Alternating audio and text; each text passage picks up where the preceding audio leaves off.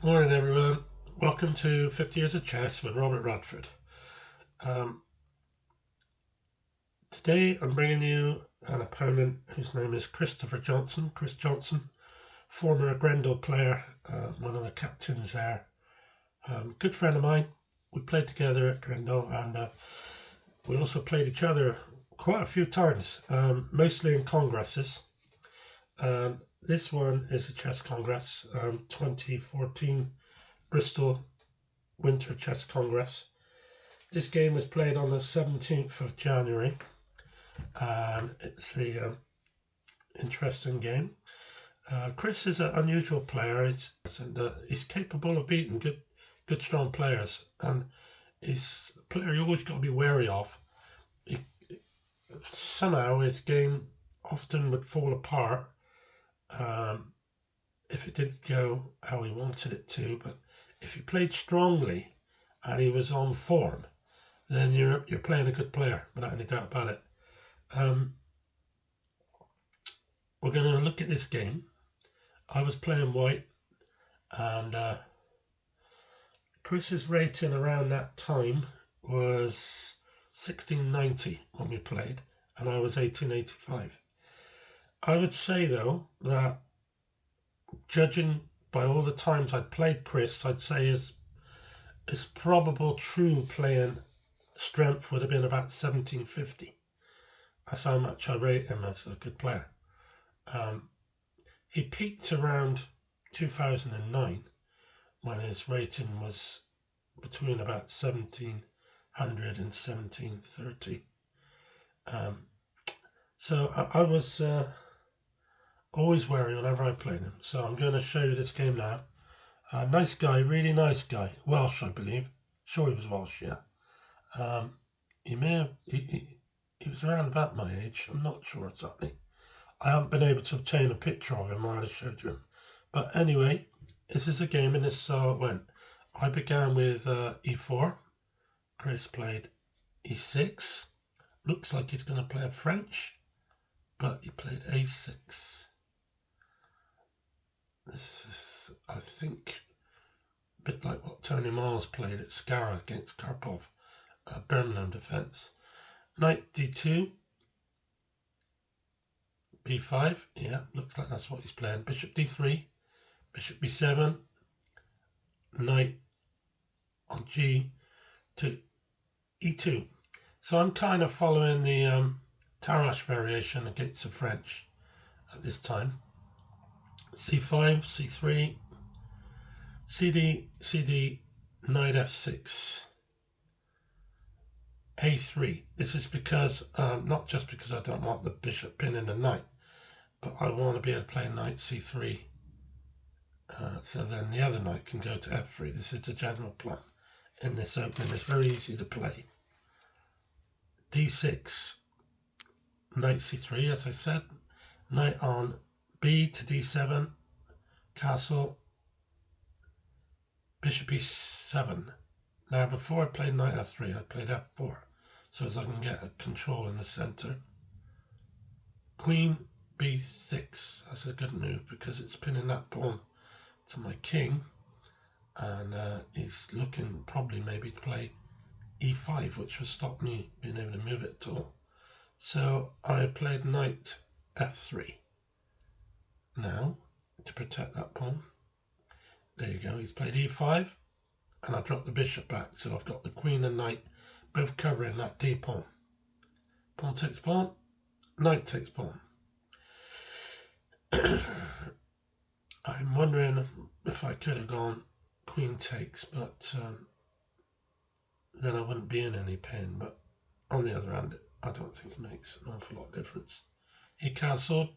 Now I move the king into the corner to break the pin, so I can move the knight, hopefully, to f5 and attack that bishop on e7, which is now protected with his rook, with rook e8, and I played bishop e3.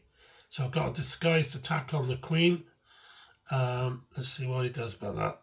He didn't move the queen, so I pushed the pawn on, attacking the knight on f6, and he went he went into e4 with the knight, and I went to f5. This is a strong move, because if he moves the bishop back to d8, I've got knight takes knight, pawn takes knight, and then knight into d6, forking rook and bishop. So he's brought his queen across to protect that bishop on e7. So now I took the knight, he took, and then I took the bishop as well, and he took with the queen.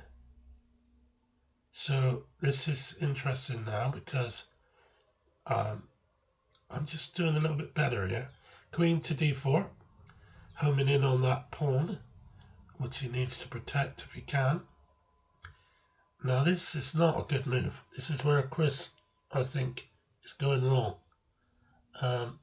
He's threw that pawn in, knowing that I could take the pawn with en passant on e takes f.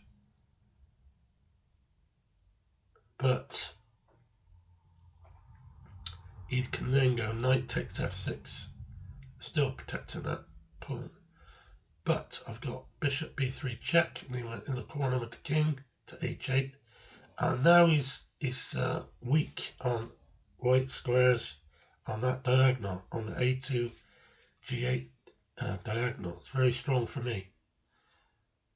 He's played rook e to c8, and I brought the other rook across, attacking the knight with queen and rook. So we exchanged rooks, and then he brought the other rook across, and I exchanged rooks, making him go bishop takes. So I've got a very strong position now. Even though we're level on material, the two bishops are very strong here. So I played queen d4, threatening mate on g8. He has to go back to defend that, and his pieces, his bishop and knight, are tied up. This is the problem. He hasn't got coordination with his pieces. The knight can go only back to b8, which is no good at all. I played g3 as a waiting move to see what he would do next. h6, and then queen into c6. It looks as though I'm attacking the a pawn, but I'm not really. I've got plans of playing other things. So he brought the queen across to d8. Chris's only hope in this game really is to be able to get a back rank check and hopefully get a check by perpetual, but it's not going to happen. I now pin the queen by pinning the knight to the queen. So he went queen to a5. It's not going to work though, because I've always got bishop back to g1. And so I, again, threatening checkmate on g8. And Chris had to go back because he knows the check would have been no good. So he's gone back, and now I pushed the pawn on. But he's gone back out, which is the only thing he got really, because he can't move the knight, he loses queen. And he could have gone to f6, but then I got queen takes queen.